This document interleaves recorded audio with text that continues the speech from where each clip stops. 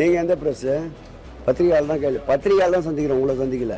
ஒரு மக்களால் தேர்ந்தெடுக்கிற பிரதிநிதிகிட்ட ஒரு பொதுவான ஒரு சின்ன சேனலோ பெரிய சேனலோ சின்ன பத்திரிகையோ பெரிய பத்திரிகையோ கேள்வி கேட்டால் பதில் சொல்ல வேண்டியது உங்கள் கடமை, தார்மீக கடமை. இந்த சேனல் தான் நான் பேசுவேன், அந்த சேனல் தான் பேசுவேன், இந்த பத்திரிகையால் தான் பதில் சொல்லுவேன், அந்த பத்திரிகையால் தான் பதில் சொல்லுவேன், எப்படிங்க பொதுவில் சொல்ல முடியும்? முதல்ல அது சொல்றதுக்கு நீங்க யாரு? கேள்வி கேட்க உங்களுக்கு என்ன உரிமை இருக்கு சொல்லுங்க. ஒரு நிமிஷம், கேள்வி கேட்க என்ன உரிமை இருக்கு? என்ன உரிமை இருக்கு? நீங்க யூடியூப் சேனல், கேள்வி கேட்க என்ன உரிமை இருக்கு? காலையில சாப்பாடு போடுற அந்த ப்ராசஸ் தேசிய கல்வி அதெல்லாம் ஃபர்ஸ்டே கொண்டு வந்துட்டாங்க. இல்ல தேசிய கல்விக்குள்ள 2020 கொண்டு வந்ததுங்க. நீங்க இன்னைக்கு தான் கொண்டு வரீங்க. எத்தனை ஸ்டேட்ல சென்ட்ரல் கவர்மெண்ட் அதை ஃபாலோ பண்ணுங்க. டாஸ்மார்க் பணியாளர்களுக்கு நாங்கள் மதுபான கடைகளை குறைப்போம். டாஸ்மார்க் எங்களோட முதல் கையெழுத்து டாஸ்மார்க்கை மூடுவதுதான் சொன்னாரா இல்லையா? கனிமொழிக்கு சொன்னாங்களா இல்லையா? தமிழ்நாட்டிலே இந்தியாவிலே அதிகமான விதவைகள் எங்க இருக்கிறாங்கன்னா தமிழ்நாட்டில் தான் இருக்காங்க.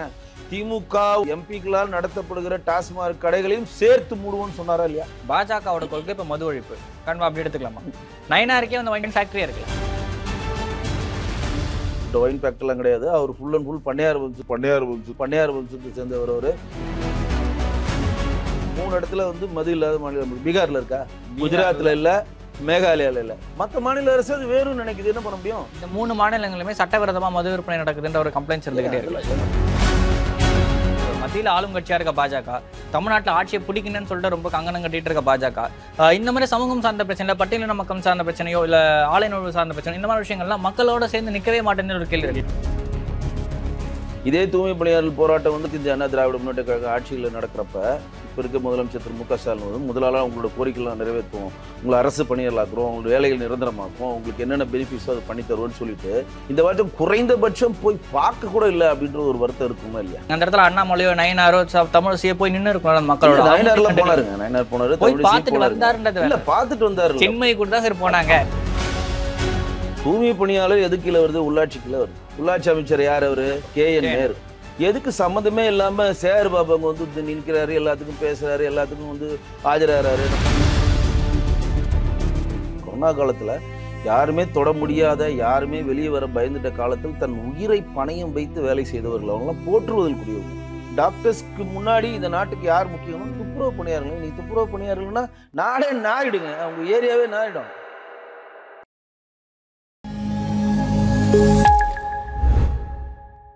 நாதஸ் நேயர்களுக்கு வணக்கம். அரசியல் பல பரபரப்பான கட்டங்களை நோக்கி நகர்ந்து கொண்டு இருக்கிறது.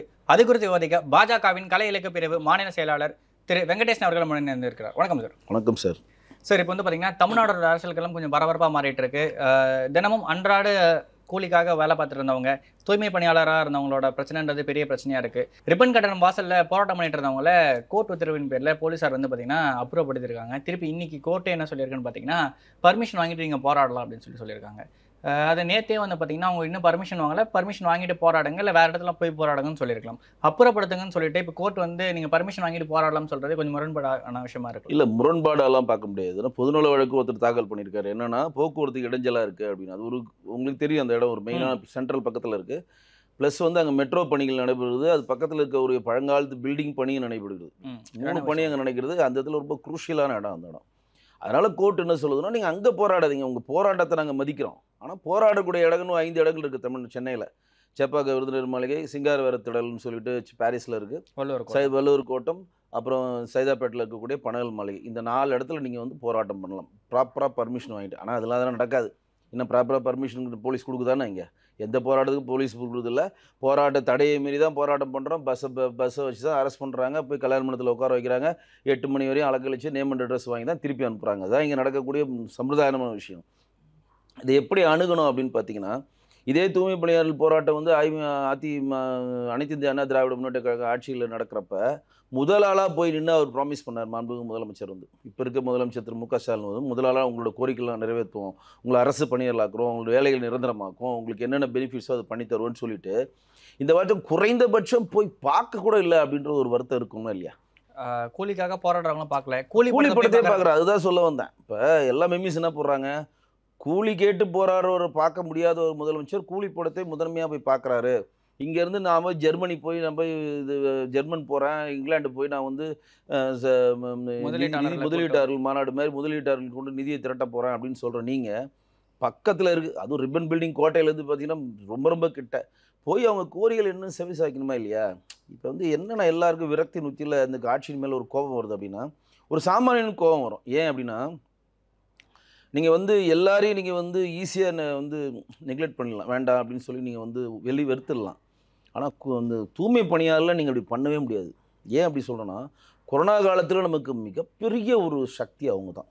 கொரோனா காலத்தில் யாருமே தொட முடியாத, யாருமே வெளியே வர பயந்துட்ட காலத்தில் தன் உயிரை பணயம் வைத்து வேலை செய்தவர்கள். அவங்களாம் போற்றுதலுக்குரியவங்க அவங்களாம். அதனால தான் பார்த்தீங்கன்னா, மகா நடந்து முடிஞ்சுது, இதில் கும்பமேளா நடந்து முடிஞ்சுது, இதில் உத்தரப்பிரதேசம் நடந்து முடிஞ்சோன்னே மோடிஜி அவர் இந்த கும்பமேளா, இதுக்கு முன்னாடி நடந்த கும்பமேளாவில் மோடிஜி அவர் என்ன பண்ணாருன்னா, கும்பமேளா முடிஞ்சோடனே அங்கே இருக்கக்கூடிய அனைத்து தூய்மை பணியாளர்களையும் கூட்டிகிட்டு வந்து அவருடைய காலை கழுவினார். உங்களுக்கு நினைவிருக்கானு தெரில. எல்லா தூய்மை பணியாளர்களும் நிற்க வச்சு அவருடைய கால்களை சுத்தம் பண்ணார், கீழே விழுது. அது மட்டும் இல்லாமல் அந்த டைம் நடந்த குடியரசு தின விழாவில் அந்த தூய்மை பணியாளர்களை சிறப்பு அழைப்பாளராக ராஜ்பவன் அங்கே கூட்டு போயிருந்தார். கொடியேற்ற செங்கோட்டையில் உட்காரவங்கள சிறப்பு பார்வையாளர்கள்னு உட்காந்துருப்பாங்க. அந்த இடத்துல ஒரு பெரிய பாஸ் கொடுத்து அந்த தூய்மை பணியாளர்களுக்கு டெல்லி அழைச்சின்னு போய் அந்த இடத்துல முதல் மரியாதை கொடுத்தார். இப்படி மட்டும் பிரதமர் இருக்கிற அந்த நாட்டில் ஒரு தூய்மை பணியாளர்கள் தொடர்ந்து போராட்ட காலத்தை 12 நாள் பண்ணிட்டு இருக்காங்க. அது என்னன்னு கூட கேட்க மாட்டேன்றாங்க. இதில் என்ன பெரிய இன்னொரு வருத்தம் தரக்கூடிய செய்தி இங்கே பதிவு பண்ணுறேன். என்னென்னா, தூய்மை பணியாளர் எது கீழே வருது? உள்ளாட்சி கீழே வருது. உள்ளாட்சி அமைச்சர் யார்? அவர் KN நேரு. எதுக்கு சம்மந்தமே இல்லாமல் சேகர் பாபு அங்கே வந்து நிற்கிறாரு, எல்லாத்துக்கும் பேசுகிறாரு, எல்லாத்துக்கும் வந்து ஆஜராகிறாரு. நம்ம ADMKல அப்படி தான் ஜெயக்குமார் எல்லாத்துக்கும் பதில் சொல்லுவார். ADMKல அதே மாதிரி இவர் எல்லாத்துக்கும் பதில் சொல்கிறாருங்க. அது என்ன மாதிரி முறைங்க அது? அப்போ KN நேருவை இந்த இந்த திமுக அரசாங்கம் டம்மி பண்ண நினைக்கிறதா? ஏற்கனவே துரைமுருகன் டம்மி பண்ணி உட்கார வச்சிட்டாங்க.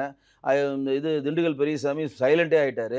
அப்போ ஏவா வேலையும், அதாவது அதிமுகவிலிருந்து வந்த ஏவா வேலையும் அதிமுகவில் வந்த சேகர் பாபையும் மட்டும்தான் இந்த திமுக ஆட்சி அரசாங்கம் நம்புகிறதா அப்படின்ற ஒரு கேள்வி எழுதா இல்லையா? செந்தில் பாலாஜி விட்டீங்க. செந்தில் பாலாஜி இப்போ அமைச்சரா இல்லையா? சரி, நீங்கள் நம்ம இப்படி ஒரு வாதம் வைக்கிறப்ப வந்து பார்த்தீங்கன்னா, பிரதமர் மோடி குறித்தே பல விமர்சனங்கள் இருக்குது. பாஜக ஆளும் மாநிலங்களில் தலித்துக்கு எதிரான போக்கு அதிகமாக இருக்குன்னு சொல்லிட்டு திமுக தொடர்ச்சியான ஒரு வாதம் வச்சுருந்துச்சு. இப்போ சைமல்டேனியஸாக இவங்களும் அதே தானே பண்ணுறாங்கன்ற ஒரு கேள்வி வருது. குறிப்பாக துப்புரவு பணியாளர்கள் நம்ம எடுத்துட்டோம்னு பார்த்தீங்கன்னா, பெரும்பாலானவர்கள் பட்டியல் மற்றும் வருந்ததின சமூகத்தை சேர்ந்தவர்கள். அவர்கள் மீது வந்து ஒரு மறைமுகமான தாக்குதலை திமுக நடத்துவதா? வேங்கவேலாகட்டும் சரி, அடுத்து மேல்பாதியாகட்டும் சரி, வடக்காடு அந்த சம்பவம், இப்போ சமீபத்தில் நடந்தது ஆணவ படுகொலை, ஆணவ படுகொலை, இதுக்கு எல்லாமே வந்து பார்த்தீங்கன்னா திமுக முறையான ஒரு ஆக்ஷன் எடுக்கலன்றதை தாண்டி எதிர்கட்சிகளான அதிமுக, எதிர்கட்சின்னு சொல்லிக்கிற பாஜக, எந்த கட்சியுமே வந்து வந்து முக்கியமாக களத்தில் இறங்கி போராடுன்ற ஒரு கேள்வி இருக்கு. எங்களுடைய மாநிலத்தில் நயனா நாயகன் போயிட்டு தன் ஆதரவை தெரிவிச்சாரு. நேற்று தமிழிசை சவுந்தரபாண்டியன் போய் தெரிவிச்சாரு. பார்க்கறதுன்றது வேற, சம்பந்தப்பட்டதில்லை. வந்து சென்ட்ரல் கவர்மெண்ட் சம்மந்தப்பட்டதில்லை, ஸ்டேட் கவர்மெண்ட் பண்ணதில்லை அப்படின்னா நம்ம கண்டனத்தை தெரிவிக்கிறோம். திருப்பரங்குன்ற மலை இஷ்யூக்கு வந்து பார்த்தீங்கன்னா அங்கே பெருசாக இஷ்யூவே நடக்காதப்பவே அந்த இடத்துல பாஜக இறங்கி போராடு. அந்த தலைநகர் சென்னையில் ஒரு முக்கியமான ஒரு இடத்துல வந்து பார்த்தீங்கன்னா போராட்டம் பண்ணுறாங்க. அந்த இடத்துல அண்ணாமலையோ நயினாரோ தமிழிசையோ போய் நின்று இருக்கணும். நயனார்ல போனாருங்க, நயனார் போனாரு, தமிழிசை போனாருங்க. இல்ல பாத்துட்டு வந்தாரு, சென்னை கூட தான் சரி போனாங்க. அப்படி கிடையாதுங்க. நேத்து அம்பிகா மேடம் போனாங்க. அம்பிகா மேடம் போனாங்க. மேட்டர் என்னன்னு தெரிஞ்சுங்க. இது வந்து சட்டம் சம்பந்தப்பட்ட விஷயம் கிடையாது. இது வந்து மாநிலத்தினுடைய பவர்ஸில் உள்ள விஷயங்கள். தன் ஆதரவை தெரிவித்து அரசுக்கான அழுத்தத்தை கொடுக்கணும், சட்டசபை கூட்டணும், அதை பற்றி விவாதிப்பாங்க. அப்படிதான் பண்ண முடியும். இப்போ நயனார் நாயரன் வந்து ஒரு தொகுதியோட எம்எல்ஏ, திருநெல்வேலி எம்எல்ஏ இருக்கிறாரு. இந்த மாதிரி எங்களோட மாநில தலைவராக இருக்கிறப்ப இது உள்வாங்கிட்டு சட்டசபையில் இதை எதிரொலிப்பார். இப்போ நீங்கள் சொன்னது ஒரு அருமையான ஒரு கேள்வி, யாருமே வந்து வைக்க முடியாத ஒரு கேள்வி கேட்குறீங்க. தொடர்ந்து பட்டியலினை சகோதரர்களை இந்த ஆட்சி ஒடுக்கப்பாகிறதா, தொடர்ந்து பட்டியலினை சகோதரர்களை அவமதிக்கிறதா அப்படின்ற ஒரு கேள்வி, நல்ல கேள்வி இது. வடக்காடாகட்டும், வேங்கவேலாகட்டும், இப்போ நடந்த விஷயங்களாகட்டும், கவினுடைய படுகொலை ஆகட்டும், இன்னும் பட்டியலிட்டுக்கிட்டே போகலாம். இந்த கயிறு கட்டின ஒருத்தர் போய் வெட்டிட்டு வந்தாங்க ரூரில் போய், இதே திருநெல்வேலி தான் நினைக்கிறேன். சரிங்களா? அப்போ நான் என்ன நினைக்கிறேன் அப்படின்னு பார்த்தீங்கன்னா, நீங்கள் வந்து ஆதி திராவிடர் நலக்குடியினருடைய விடுதி அப்படின்ற இருந்த விடுதியை மாற்றி சமூக நீதி விடுதி அப்படின்னு நாங்கள் மாற்றிட்டோம். இது வந்து இனிமேல் வந்து நாங்கள் வந்து எந்த இடத்துலையும் காலனி அப்படின்ற பேரை நாங்கள் யூஸ் பண்ண மாட்டோம் அப்படின்னு பேரளவில் நீங்கள் மட்டும் பண்ணிவிட்டு அதுக்கு ஒன்றே திருமாவளவன் உடனே போகிறார். இப்போ நீங்கள் கேட்ட எல்லா கேள்விக்கான பதில் சொல்லக்கூடிய தகுதியாக ஒரு நபர் யாருன்னா விடுதலை சிறுத்தைகள் கட்சி. திருமாவளவன் முரண்பாடான விஷயங்கள் பேசுகிறாரு. இப்போ வந்து கவின் படுகொலையில் ஆணவ படுகொலையை வந்து எதிர்க்கிறது தடுப்பு சட்டம் வேணுன்ற விஷயங்கள் வந்து போய் கோரிக்கை வைக்கிறாங்க. ஆனால் இந்த ஒரு கோரிக்கைக்கு வந்து பார்த்தீங்கன்னா அரசு செவி சாய்க்குதா சாய்க்கலையா என்ன பதில் சொல்கிறாங்கிறத தாண்டி அந்த ஒரு பர்டிகுலர் டைம் முடியறதுக்குள்ளே பார்த்தீங்கன்னா மாநில கல்விக் கொள்கைன்ற ஒரு விஷயம் வருது. தொடர்ச்சியாக இந்த மாதிரி சமூகம் சார்ந்த பிரச்சனைகள் எழுறப்போ மாற்று ஒரு விஷயம் வந்து பார்த்தீங்கன்னா திருப்பி தனியாக இல்லை. இப்போ நாங்கள் வந்து நல்லா கேட்கு, நாங்கள் வந்து எங்களுடைய மாநில தலைவர் எங்களை பாஜக சேர்ந்தவர்கள் கொடுக்குற அழுத்தத்தை விட திருமாவளவன் தான் அதுக்கு அதிகமாக அழுத்தம் கொடுக்கும். ஏன்னா அவர் சார்ந்து அந்த மக்களால் தேர்ந்தெடுக்கப்பட்ட பிரதிநிதி அவர். அவங்களுடைய 2 எம்பி ஆகட்டும் 4 எம்எல்ஏவில் திருப்போரூர் பொது தொகுதி பாலாஜி தவிர மிச்சம் 3 பேருமே பட்டியலின சகோதரர் தான். ஷானவாஸ் 2 பேர் நாகப்பட்டினத்தில் ஷானவாஸ், திருப்பூர் பாலாஜி தவிர மிச்சம் 2 பேர் பட்டியலினத்தில் தான் தேர்ந்தெடுக்கப்பட்டிருக்காங்க. இது 2 எம்பியும் நீங்கள் வந்து ரிசர்வ் தொகுதியில் தான் தேர்ந்தெடுக்கப்பட்டிருக்காங்க. அப்போ இதற்கான கோபமும் அந்த பவரும் யார்கிட்ட இருக்குது? திருமாவளவன்கிட்ட தானே இருக்குது. அது இல்லாமல் ஒரு கூட்டணி கட்சியில் இருக்கார்ல, திமுக கூட்டணி கட்சியில். இதற்கான மிகப்பெரிய ஒரு போராட்ட காலத்தை அவர் தானே முன்னெடுக்கணும். இப்போ கவினுடைய கொலை இப்போ ஆவணப்படுகொலைக்கு எல்லாரும் கூடி நின்று சும்மா கும்மி அடிச்சுட்டு போயிட்டாங்க. இது என்ன ரொம்ப இன்றைக்கா கேட்குறாங்க? அந்த இளவரச திவ்யா காலத்துலேருந்து ஆணவ படுகொலைக்கு வந்து நீங்கள் வந்து சட்டம் ஏற்றணுன்றது எல்லாருமே கேட்டுட்டு இருக்காங்க. நீங்கள் முத்தரசன் கூட இந்த விஷயத்துல பாஜக பேசக்கூட மாட்டேங்குதுன்னு ஒரு கேள்வி இருக்குல்ல. பாஜக இப்போ மத்தியில் ஆளும் கட்சியா இருக்க பாஜக, தமிழ்நாட்டில் ஆட்சியை பிடிக்கணும்னு சொல்லிட்டு ரொம்ப கங்கணம் கட்டிட்டு இருக்க பாஜக, இந்த மாதிரி சமூகம் சார்ந்த பிரச்சனை, பட்டியலின மக்கள் சார்ந்த பிரச்சனையோ இல்லை ஆலை நுழைவு சார்ந்த பிரச்சனை, இந்த மாதிரி விஷயங்கள்லாம் மக்களோட சேர்ந்து நிற்கவே மாட்டேங்குன்னு ஒரு கேள்வி இல்லை. மக்களோட சேர்ந்து நிற்காம எங்கே போகுது? இன்னைக்கு வந்து பட்டியலின சகோதரர்களுக்கான முழு ப்ரிஃபரன்ஸும் முழு பவர்ஸும் நம்ம தானங்க கொடுக்குறோம். இன்றைக்கி காஷ்மீரில் வால்மீகின்ற ஒரு சமுதாயத்துக்கு மிகப்பெரிய ஒரு கட்டமைப்பை நம்ம தாங்க ஏற்படுத்தி கொடுத்துருக்கோம். இங்கே கர்நாடகாலேயே அந்த மாதிரி தாங்க. இன்றைக்கி நம்மளுடைய ஜனாதிபதி அவர்களும் பட்டியலின சகோதரர்லாம் இன்னும் சொல்லிக்கிட்டே போகலாம். அதெல்லாம் நம்ம பவர்ஸ் கொடுக்குறதுலாம் அது அதிகாரம் கொடுத்தது வேற, சமூகம் சார்ந்த பிரச்சனை. அதாவது போராட்ட கலன்னு வந்துருச்சா நம்ம பாரதிய ஜனதா கட்சியினுடைய தலைவர்களும் முதல் அணியாக நின்று போராட்ட காலத்தை முன்னெடுக்கிறாங்க. நம்ம வைக்கிற கோரிக்கை என்ன அப்படின்னு பார்த்தீங்கன்னா, கூட்டணி கட்சியில் இருந்து கொண்டு வேங்கை வெயில் மூலம் தொடர்ந்து அவமானப்படுத்தப்படுகிறார் திருமாவளவன் அண்ணன். அதே மாதிரி நம்ம தயாநிதி மாறனும் டிஆர் பாலும் வந்து பழைய சீஃப் செக்ரட்டரியான சண்முகத்தை அவர்களை பார்க்க போகிறப்ப, இன்னும் நம்ம என்ன தாழ்த்தப்பட்டவர்களா, நம்ம எல்லாம் பட்டியலினாலா, நம்ம எல்லாம் ஒதுக்கப்பட்டவர்களா இப்படி நடத்துறாருன்னு சொல்லி ஒரு கேஸ் வாங்கினாங்க. 3ஆம் தர குடிமக்கள் அப்படி சொன்னார். 3ஆம் தர குடிமக்கள்லாம் என்னது? பட்டியலின சகோதரர் தானே. அது வந்து 3ஆம் நீங்கள் அட்டவணை பிரிவில் இருக்கவும் தான் நீங்கள் சொல்லணும், இல்லை பட்டியலின சகோதரர் தான் சொல்லணும். வேறு எந்த பிரிவு சொன்னாலும் தீண்டாமை வன்கொடுமை சட்டம் உங்கள் மேலே பார்க்கலாம். தெரியுங்களா? சட்டம் அது அட்டவணை பிரிவில் உள்ளவர்கள் இல்லை பட்டியலின சகோதரர்கள் இவ்வளோ தான் சொல்லணும். இதை வந்து நாங்கள் வந்து இப்போ திடீர்னு நாங்கள் காலனியை இனிமேல் சொல்ல மாட்டோம், சமூக நீதி விடுதின்னு மாற்றிட்டோன்னு சும்மா வந்து படம் காட்டினா எல்லாமே முடிஞ்சிருமா? பட் அவங்களுக்கான பேஸ் என்ன? இப்போ 2 மண்டலம் 5, 6, 2 மண்டலம் திருவிக்காவில் ப்ரைவேட்டில் கொடுக்க வேண்டிய கட்டாயம் என்ன? ஏற்கனவே பல மண்டலம் கொடுத்துட்டீங்க. அங்கே இருக்கவங்க ஏற்றுக்கிட்டாங்க. அது நம்ம என்ன பண்ண முடியாதுங்க. இந்த மண்டலம் கொடுக்கக்கூடாது அவங்க நினைக்கிறாங்க. ஏன்னா நல்லா கேளுங்க, வட சென்னையில் தான் அதிகமான மக்கள் பூர்வாங்க சென்னை குடிமக்கள் வாழ்கிறாங்க. நல்லா தெரிஞ்சுங்க. நாங்களாம் வந்தேரிகள் தான். இப்போ நீங்கள் கூட வேறு ஊரில் இருந்தால் இங்கே வந்திருப்பீங்க. நமக்குன்னு ஒரு ஊர் இருக்கும், அங்கேயும் வீடு இருக்கும், இங்கேயும் வீடு இருக்கும். இங்கே பிழைக்க வந்தோன்னா நம்ம ஃபேமிலியாக இங்கே செட்டில் ஆகிட்டோம். ஆனால் இங்கே பூர்வாங்க மக்கள் யார் அப்படின்னு பார்த்தீங்கன்னா, பெரும்பான்மையான வட சென்னையில் இருக்கக்கூடிய பேசின் பிரிட்ஜு, வண்ணாரப்பேட்டை, அந்த ராயபுரம், இந்த இருக்கவங்க தான். அந்த காலத்தில் அவங்க ரிக்ஷா தொழிலாளர்களோ குதிரை ஓட்டிகளாகட்டும் வண்ணான் தொழில் பண்ணிக்கிட்டு அங்கேயே இருந்தவங்க. மீன்பிடிப்பு தொழில் எல்லாமே. அந்த ரிப்பன் பில்டிங்கை கட்டி இங்கே இருக்கே, அந்த ரிப்பன் பில்டிங்கை கட்டிகளோட பெரிய பங்கு வட சென்னை சகோதரர்கள் தான். பெரும்பான்மையான எல்லா கட்டிடங்களும் தான். குறிப்பாக ரிப்பன் பில்டிங்கை சேர்த்து சொல்கிறேன். அந்தளவு வந்து ஒரு மதிப்புமிக்க ஒரு சகோதரர்கள் அவர்கள். அதுக்கப்புறம் காலப்போக்கில் சினிமாவில் வந்து வட சென்னையை ஒரு ரவுடிசம் மாதிரி மாறினாங்க. இப்போ அந்த வெற்றிமாறன் போன்ற ஆட்கள்லாம் படம் எடுத்து அந்த கலரே மாற்றிட்டாங்க. வட சென்னைன்றது ஒரு மிகப்பெரிய ஒரு நல்ல ஒரு குவாலிட்டியான ஒரு இடம். கலர் போட்டு விட்டாங்க. பா ரஞ்சித்லாம் கொண்டு வந்து மாற்றிட்டாங்க. இப்போ பா ரஞ்சித்லாம் கூட யாருன்னு கேட்குறாரு அவர். பாரஞ்சித் நீலம், அவருடைய நீலம் அமைப்பை சேர்ந்தவர்கள் மைக்கு நீட்டு பேசுறப்ப பாரஞ்சித்னா பாரஞ்சித் யார் எனக்கு தெரியாது போன்றாரு. ஆனால் அதிகாரம் இருக்குன்றதுனால யாரையும் மதிக்க மாட்டேன்ற ஆணவம் வந்து அழிச்சிருங்க. அது ரொம்ப ரொம்ப தப்பு. ஒரு மக்களால் தேர்ந்தெடுக்கிற பிரதிநிதிகிட்ட ஒரு பொதுவான ஒரு சின்ன சேனலோ பெரிய சேனலோ சின்ன பத்திரிகையோ பெரிய பத்திரிகையோ கேள்வி கேட்டால் பதில் சொல்ல வேண்டியது உங்கள் கடமை, தார்மீக கடமை. உங்களுக்கு அதுக்கு தான் 1,05,000 சம்பளத்தை நாங்கள் கையிலேருந்து கொடுக்குறோம்.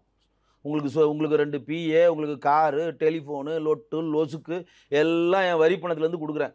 என் வரிப்பணத்தில் நியமிக்கப்பட்ட பணியால் தான் இங்கே இருக்கக்கூடிய அமைச்சர்களும் மாண்பு முதலமைச்சரும். இதில் மாற்று இல்லை. அப்போ நீ வந்து இந்த சேனல் தான் நான் பேசுவேன், அந்த சேனல் தான் பேசுவேன், இந்த பத்திரிகையால் தான் பதில் சொல்லுவேன், அந்த பத்திரிகையால் தான் பதில் சொல்லுவேன், எப்படிங்க பொதுவில் சொல்ல முடியும்? முதல்ல அது சொல்கிறதுக்கு நீங்கள் யார்? உங்களுக்கும் தூய்மை பணியாளர் பிரச்சனைக்கும் உங்களுக்கும் என்ன சம்பந்தம்? நீங்கள் CMD அமைச்சர் தானே, அறநிலைத்துறை அமைச்சர் தானே, அதுக்கு என்ன சம்பந்தம்? உள்ளாட்சிக்கில் தானே இது வருது. அப்போ KN தானே அங்கே நின்று பதில் சொல்லணும். அவர் அங்கே திருச்சியில் உட்கார வச்சு நீங்கள் எதுக்கு இங்கே பதில் சொல்கிறீங்க? இது ஒரு கேள்வி எழுதா இல்லையா? நான் போய் பார்த்தேன், நானும் பேசினேன் அப்படின்ற விஷயங்கள் வந்து அவர் சொல்லிட்டு அவர் பார்த்தா பேசுறேன்னா அவங்க 2 பேர் பார்த்துக்கிட்டாங்கன்னா பொது வழியில் தெரியணும்ல. இப்போ மேயர் பிரியா அவர்களுக்கு ஒன்றும் தெரியாது. ஒரு பொம்மை மாதிரி உட்கார வச்சுக்கிறாங்க. அவங்க வந்து ஒரு பொம்மை, ஒரு டால் மாதிரி உட்கார வச்சுட்டு பின்னாடி இருந்து ஆட்டி படைக்கிறாங்க. அது வந்து அதிகமாக ரெயின் பெய்யுது, போகிறப்ப அம்பர்லா எடுத்துகிட்டு கேம்பிரிட்ஜிலேருந்து படிச்சுட்டு வந்த மாதிரி பேசும். அம்பர்லா எடுத்துகிட்டு போங்க, ட்ரெயின் கீழே வந்தால் ட்ரெயின் ஆகிடும் அப்படின்னு சொல்லி கலராக அப்படி பேசுது தவிர அதுக்கு அடிப்படையாக அரசியல் தெரியாது. தூய்மை பணியாளர்கள் வழி என்னது? நாங்கள் இவ்வளோ நாள் நாங்கள் வந்து கவர்மெண்ட் கீழே ஒர்க் பண்ணிட்டோம், இப்போ ப்ரைவேட் கீழே ஒர்க் பண்ணுறதுக்கு நாங்கள் போக மாட்டோம், எங்களுக்கு பயமாக இருக்குது. அது நிவர்த்தி பண்ண வேண்டியது உங்களுக்கு கடமை. அதானே உங்களுக்கு தேர்ந்தெடுத்து வச்சுருக்கோம். இதே வந்து எடப்பாடி அரசாங்கம் ஆட்சி நடக்கிறப்போ எல்லாத்துக்கும் போய் முன்னாடி நின்றுச்சுல திமுக. நீங்க 8 வழி சாலையும் வர முடியாம பசுமை 8 வழி சாலை வர முடியாம பண்ணாங்களே, அதே 8 வழி சாலை கொண்டு வரது தான் திமுக பாடுபடுதா இல்லையா? அன்னைக்கு போராட்டம் ரோடே வந்து ஆல்மோஸ்ட் ஃபைனல் ஆயிடுச்சு. இப்ப போராட்ட களத்தை தேடி அலைகின்ற ஒரு கட்சியாக எதிர்கட்சியாக திமுக இருக்கிறப்ப குறைந்தபட்சங்க எதிர்த்து அடிக்க திராணி இல்லாத பீப்புள் கிட்ட நீங்க எப்படி உங்க அதிகாரத்தை செலுத்த முடியும்? நான் கேட்குறேன், நீங்க எப்படி அதிகாரத்தை செலுத்துவீங்க? அவங்களால எதிர்த்து அடிக்க முடியுமாங்க? பாவங்க, அவங்க டெய்லி 500 ரூபா சம்பளம் வாங்குற கூலி தொழிலாளிங்க. நம்மளுடைய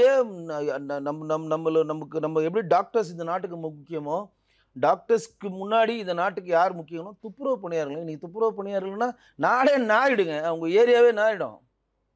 அப்போ அவங்களுக்கு குறைந்தபட்சம் அந்த மரியாதை என்னாச்சு கொடுக்குறீங்களா? நீங்கள் கொடுக்கணுமா இல்லையா? அந்த நீங்கள் சொல்கிற மாதிரி அதில் ஒடுக்கப்பட்ட சமுதாயத்தை சேர்ந்தவர்கள் நிறைய பேர் இருக்கிறாங்க.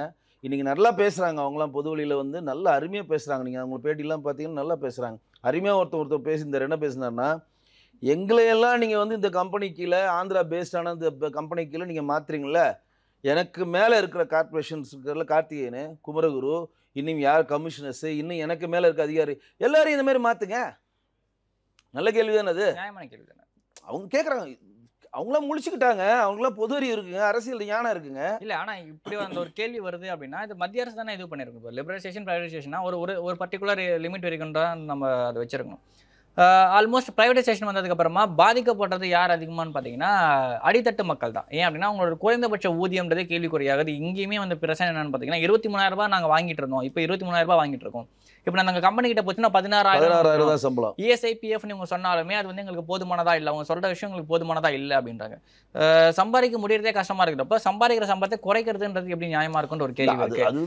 இந்த மாதிரியான அமைப்பு சாரா தொழிலாளர்களை வரமுறைப்படுத்துறதுக்குன்னு ஒரு விஷயம் நமக்கு தேவைப்படுது. ஆனால் அந்த மாதிரி விஷயங்கள் மத்திய அரசு எடுக்கவில்லை. ஏன்னா இந்த பிரச்சனை இங்கே மட்டும் கிடையாது, ஆல் ஓவர் த இந்தியா ஃபுல்லாக இந்த ப்ராப்ளம் இருக்கு. மத்திய அரசு ஏன் இதை வந்து கவனத்தில் எடுத்துக்க மாட்டேங்குது ஒரு கேள்வி. அதாவது நல்லா கேட்டுக்கங்க, இது வந்து மாநில அரசு சம்பந்தப்பட்ட பிரச்சனை, கார்ப்பரேஷன் மாநகராட்சி இங்க நடக்கிற பிரச்சனைன்றது மாநகராட்சி பிரச்சனை. மத்திய அரசு என்ன நினைக்குதுன்னா, மத்திய அரசு வந்து தூய்மை பணியாளருக்குன்னு ஒரு கமிஷனர் வெங்கடேசன் ஒருத்தர் போட்டிருந்தாங்க. இப்போ வந்து அவர் முடிஞ்சிருச்சு, அவருடைய பீரியட் முடிஞ்சு பாஜகவுடைய முக்கிய பொறுப்பில் அவர் வந்துட்டார். அவர் இருக்கிறப்ப ஒவ்வொரு தூய்மை பணியாளர்களுக்கான உபகரணங்கள் கொடுக்கணும், ஒவ்வொரு தூய்மை பணியாளர்களுக்கான சேஃப்டியான மற்ற விஷயங்கள் கொடுக்கணும், இன்ஜெக்ஷன்ஸ் அந்த மாதிரி கொடுக்கணும். ரெண்டாவது வந்து யாரும் வந்து மனிதன் மலத்தை மனிதனே அள்ளக்கூடாது, இயந்திரங்களை வச்சு தான் அள்ள வேணும் அப்படின்ற மிகப்பெரிய ஒரு கட்டமைப்பு புஷ் பண்ணார். இறந்தால் அதற்கான ரிட்டையர்மெண்ட் ரேட்டு, இறந்தால் அதற்கான நஷ்ட ஈடை அதிகமாக கொடுக்கணும், 5 லட்சத்துலேருந்து 10 லட்சம் அதிகமாக கொடுக்குன்ற ப்ரெஷர்லாம் கொடுத்தார். அதெல்லாம் மத்திய அரசினுடைய பங்கு, அதெல்லாம் வந்து அறிவுறுத்துவாங்க, அதற்கான ஃபண்ட் வச்சிருப்பாங்க. நம்ம என்ன கேள்வி, ஒரு கமிஷனோ ஒரு போர்டு இருக்கு, மத்திய அரசு போர்டு இருக்கு, ஃபாலோ பண்றாங்க. இல்ல கண்டிப்பா இருக்கு. அப்படின்னா பெரும்பாலும் பாதிக்கப்படுறவங்களுக்கு வந்து நஷ்ட ஈடு ரொம்ப குறைவாக தான் போய் சேருதுன்ற ஒரு கேள்வி இருக்கு. மழைக்குழி மரணங்கள் நடக்கக்கூடாது அப்படின்னு சொன்னாலுமே ஸ்டாலின் கவர்மெண்ட்டே வரப்போ பல விஷயங்கள் சொல்லியிருந்தாங்க, மழைக்குழி மரணம் இதுக்கப்புறம் நடக்கக்கூடாதுன்னு சொல்லி. ஆனால் நடந்துகிட்டே தான் இருக்கு. அதாங்க கோர்ட்டே அறிவுறுத்துதுங்க. நீங்கள் மழைக்குழியில் வந்து நீங்கள் யாருன்னா ஒரு ட்ரைனேஜில் உங்கள் வீட்டில் ரிப்பேர்னா, நீங்கள் மனிதனில் யாருன்னா அமுச்சு நீங்கள் வந்து தூய்மை பண்ண சொன்னீங்கன்னா, அந்த யார் அமுச்சு அந்த ஹவுஸ் ஓனர் மேலே கேஸ் போட்டு அவனை உள்ளே தள்ளலாம், கோர்ட் ஆர்டர் இருக்குது. ஆனால் இங்கே ஃபாலோ பண்ணுறதில்ல யாரும். இங்கே மனக்குழி மரணங்கள் நிகழக்கூடாது, மனிதன் மலத்தை மனதில் அள்ளக்கூடாது அப்படின்றது தான் கோர்ட்டுன்னு ஆர்டரும் நம்மளுடைய வரவேற்கத்தக்க தீர்ப்பும் அதுதான். இப்போ இஷ்யூஸ் என்னென்னா, இப்போ மாநிலத்தில் இந்த மாதிரி ஒரு பிரச்சனை நடந்து இது பூதாகரமாக வெடிச்சிட்டு இருக்கு அப்படின்றப்ப இதற்கான இந்த துறை சம்மந்தப்பட்ட ஆட்கள் உள்ளே இறங்கி அவங்கள சமாதானப்படுத்தணும் தான் தவிர, அதற்கான கேரண்டி அவங்க தான் கொடுக்கணும், மத்திய அரசு கொடுக்கணுன்ற கேரண்டி அவங்க தான் கொடுக்கணும். கோர்ட் என்ன சொல்லுது, நீங்கள் உங்கள் போராட்டத்தை நாங்கள் வரவேற்கிறோம், 11 நாள் போராட்டம், நீங்கள் வந்து தூய்மை பணியாளர் போராட்டம் மட்டும் தான் பண்ணுங்க, சத்துணவு போராட்டம் பண்ணுறாங்க, செவிலியர்கள் ஜாக்டஜியோ போராட்டம் பண்ணுறாங்க, செவிலியர்கள் போராட்டம் பண்ணிட்டு இருக்காங்க, நிறைய போராட்டம் போயிட்டு இருக்கு. இதில் வந்து ஜாக்டஜியோவை சூப்பராக அல்வா குத்து நம்ம மாண்பு முதலமைச்சர் ஆஃப் பண்ணிட்டார். ஜாக்டஜியோ போராட்டம் வெறிச்சு நாங்கள் 3 நாள் தொடர்ந்து ஸ்ட்ரைக் பண்ண போகிறோன்னு சொல்கிறப்ப உங்களுடைய ஓய்வூதிய திட்டம், பழைய ஓய்வூதிய திட்டம் 2004 வந்து அலசி ஆராய்ஞ்சு அதற்கான வந்து கொடுக்கறதுக்கான ஒரு குழுவை நாங்கள் நியமனம் பண்ணுறோம்னு சொல்லி ககன் சிங் தலைமையில் ஒரு குழு போட்டாங்க. அந்த குழு ஒரு துரும்ப கூட இன்னைக்கு வரைக்கும் கிள்ளி போடல. இன்னொரு 3 மாசம் ஆட்சி முடியும். இல்ல 18ஆம் தேதி வந்து பாத்தீங்கன்னா ஒரு மீட்டிங் ஒன்று வச்சிருக்காங்களே, உங்களோட கருத்துக்கெல்லாம் சொல்லுங்கன்னு சொல்லிட்டு 18 மீட்டிங் அவங்க சொல்லி 6 மாசம் ஆச்சுங்க. இன்னும் 3 மாசத்துல எலெக்ஷன் வரப்போகுதுங்க. எலெக்ஷன் வந்து நீங்க கார்பரேட் அரசாங்கம் வந்துச்சுன்னா எந்த திட்டங்கள் நிறைவேற்ற முடியாதுங்க. இப்போ அவசரமா எதுக்கு இங்கே 45 நாளில் 46 சேவைகளை பண்ணுறாங்க. அவசரமாக கலைஞர் உரிமை தொகை எல்லாருக்கும் தருவாங்க, எல்லாரும் வாங்க, உங்களுக்கு சொத்து இருக்கா, வீடு இருக்கா, கார் இருக்கா, பரவாயில்ல ஃபில்அப் பண்ணி கொடுங்க, நாங்கள் தரோன்னு எதுக்கு சொல்கிறாங்க? கரெக்டாக இதில் ஃபில்டர் பண்ணி மறுபடியும் ஒரு 50 லட்சம் பேரை 1 கோடி பேரை கொண்டு வந்துட்டு எல்லாருக்கும் ஒரு ஒரு 2 மாதம் கலைஞர் உரிமை தொகை கொடுத்துட்டு எலெக்ஷன் அறிவிச்சிட்டாங்க, அப்படியே முடிஞ்சிருச்சு. எலெக்ஷன் நீங்கள் எனக்கு ஓட்டு போட்டால் தான் உங்களுக்கு இந்த 1000 ரூபா கிடைக்குன்ற அந்த செக் வைக்க தாங்க இது பண்ணது. ஆனால் இதே மாதிரியான விஷயங்களை பாஜகவும் மற்ற மாநிலங்களில் பண்ணிட்டு இருக்கின்ற ஒரு கேள்வி வருதுல. இப்போ வந்து பிரச்சனை என்னன்னா, இப்போ தூய்மை பணியாளர்கள் சார்ந்த விஷயங்கள் இதுக்கு எந்த ஒரு கட்சியுமே இறங்கி ஒரு ப்ராப்பராக தீர்வு சொல்லவில்லை. இப்போ சீமானும் வந்தார், ஒரு 2 நாள் வந்து கூட இருந்தார், அது சார்பாக ஒரு பொதுக்கூட்டம் ஒன்று போட்டார். தீர்வு எப்படி சொல்ல முடியும் நீங்கள் நினைக்கிறீங்க சொல்லுங்க. இல்லை, ஒரு ப்ராப்பரான ஒரு கைட்லைன்ஸோ அரசு இதுக்கான தீர்வு நல்லா தெரிஞ்சுங்க. மக்களால் தேர்ந்தெடுக்கப்பட்ட பிரதிநிதி தான் சட்டசபையில் தான் இதற்கான எதிர்ப்பை பதிவு பண்ணுவாங்க. இப்போ மாண்புமிகு எதிர்க்கட்சி தலைவர் எடப்பாடி பழனிசாமி அவர்களும் அது வந்து மாநில அரசாங்கம் தானே எடுக்க முடியும். மாண்புமிகு முதல்வர் அதுக்கு ஒப்புதல் சொல்லணும். அவர் தான் கண்டுக்கு வேலையாக படம் பார்த்துட்டு இருக்காரு. கூலி படம் எப்படி ரோம் நம்பர் எரியறப்ப வந்து மியூசிக் வாசிச்சாங்கன்னு சொல்லுவாங்களே, பிடியல் மன்னன் வந்து மியூசிக் வாசின்னு, அந்த மாதிரி நீரோ மன்னன் மியூசிக் வாசிச்ச மாதிரி தான் இங்கே. அது எதுக்கு இது சொல்ல வரேன்னா, இப்போ தமிழ்நாட்டில் நம்ம என்ன கேள்வி வைக்கிறோம், தமிழ்நாட்டு அரசாங்கத்தினோட பிரதான வேலை என்னது? சுகாதாரம் நமக்கு கொடுக்கணும், கல்வி கொடுக்கணும், கரெக்டாக கல்வி கொடுக்கணும், சுகாதாரம் கொடுக்கணும், போக்குவரத்து கொடுக்கணும், தண்ணீர் கொடுக்கணும். மக்களுடைய வாழ்வாதாரத்துக்கு இதையெல்லாம் நீங்கள் என்ன பண்ணணும், கவர்மெண்ட் கிட்ட வச்சுக்கணும். ப்ரைவேட்டாக எது கல்வி கொடுக்கணும், ப்ரைவேட்டாக எது கொடுக்கணும், மற்றது கொடுக்கணும். நீங்கள் என்ன பண்ணுறீங்க, கல்வியை ப்ரைவேட் கொடுத்துட்டீங்க, சுகாதாரத்தை இப்போ கொடுத்துட்டீங்க. இப்போ உள்ளாட்சி அமைப்புக்கு இப்போ இந்த தூய்மை பணியாளர்கள் சுகாதாரத்தில் என்ன வருது, கொடுத்தாச்சு. இது கல்வி கொடுத்தாச்சு, சுகாதாரம் கொடுத்தாச்சு, மக்களுக்கு அன்றாட தேவைகளுக்கான எல்லா விஷயங்களையும் இங்கே கொடுத்துட்டிங்கன்னா, சாலை வசதிக்கும் நீங்கள் ப்ரைவேட்டில் தானே கொடுத்துருக்கீங்க. கவர்மெண்ட் எம்ப்ளாயி வந்து சாலை போடுறான், டெண்டர் ஓப்பன் டெண்டர் வச்சு ப்ரைவேட்டில் தானே கொடுக்குறீங்க. எல்லாமே கொடுத்துட்டு இந்த அரசாங்கம் எதை வச்சுக்க கூடாது அதுதானே வச்சுருக்கு. டாஸ்மார்க் தான் இந்த அரசாங்கம் வச்சுருக்கு. இது ஒரு கேள்வி எழுதா இல்லையா? அடிப்படையாக என்னென்ன பண்ணுவோம், மருத்துவம் கொடுக்கணும். மருத்துவத்துக்கு நீங்கள் எல்லா ப்ரைவேட் செக்டர் போயிட்டீங்களா இல்லையா? இல்லை சார், ஆல்மோஸ்ட் கவர்மெண்ட் ஹாஸ்பிட்டலுமே ப்ரைவேட் விஷயம் பண்ணிட்டு இருக்காங்க. திருச்சியில் தனலட்சுமி இன்ஜினியரிங் காலேஜ்னு ஒன்று இருக்குது. இப்போ தான் லேட்டஸ்ட்டாக ஆண்டல் காலேஜ் கூட அவங்க வாங்கினாங்க. சீனிவாசன் அவர் வந்து KN நேருடைய சொந்தக்காரங்க, அவங்களோட ஒரே ஜாதிக்காரங்க. அது மூலம் ஒருத்தர் தேர்ந்தெடுக்கப்பட்ட அவர் எம்எல்ஏ கதிரவன் இருக்கார், மணிச்சநல்லூன்றவுடைய எம்எல்ஏவோட கதிரவன், திமுக எம்எல்ஏ இருக்கார். அவர் வந்து கடா வெட்டி விருந்து கொடுக்குறாரு அங்கே இருக்கவங்களுக்கு. இதுக்கு இடையில வந்து கிட்னி திருட்டில் மருத்துவத்தில் நம்பர் 1 நாங்கள் பேர் வாங்கணும் அப்படின்னு சொல்லி மாறுதட்டு இருந்த அரசு கிட்னி திருட்டத்துலேயும் நம்பர் 1 இருக்கா இல்லையன்ற கேள்வி நம்ம வைக்கிறோம். அது திருட்டு இல்லை, முறைகேடுன்னு. எப்படி பாருங்கள், சேகர்பாபு தான் அதையும் சொல்கிறாரு பாருங்க. அதையும் சொல்கிறது சேகர்பாபு தான், சுகாதாரத்துறை அமைச்சர் சொல்லலை.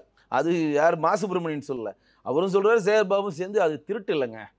ஏங்க திருட்டுன்றீங்க, அது முறைகேடுங்க. எப்படி சரி முறைகேடுன்னு பண்ணிட்டீங்க. இப்போ அந்த ஆஸ்பத்திரி திதார்னு ஒரு ஹாஸ்பிட்டல் திருச்சியிலையும் இது பெரவலூரில் வந்து தனலட்சுமியோடைய கல்லூரி இருக்கக்கூடிய ஹாஸ்பிட்டலுக்கு வந்து கிட்னி சம்மந்தப்பட்ட ஆப்ரேஷன் பண்ணுறதுக்கு மட்டும் தடை விதிக்கிறேன். இது எப்படி பாருங்க, இது ஓவராலாக நீங்கள் கொஞ்சம் திங்க் பண்ணுங்க. கிட்னி சம்மந்தப்பட்ட ஆப்ரேஷன் பண்ணுறதுக்கு மட்டும் தடை விதிக்கிறேன்னா அப்போ மற்றதெல்லாம் கரெக்ட். கிட்னி தவிர வேறு கணையத்தை திருடலாமா, கண்ணை திருடலாமா? அப்படிதுக்கெல்லாம் அப்ரூவ் இந்த அரசாங்கம். இது வந்து அவங்களுடைய கட்சியை சேர்ந்த ஒரு நபருடைய எம்எல்ஏ நடத்துகிறாருன்ற ஒரே காரணத்துக்காக இந்த அரசாங்கம் வந்து அது திருட்டு இல்லை முறைகேடுன்னு சொல்லுதுன்னா இந்த அரசாங்கம் எவ்வளோ பெரிய அயோக்கியத்தனம் பண்ணுது.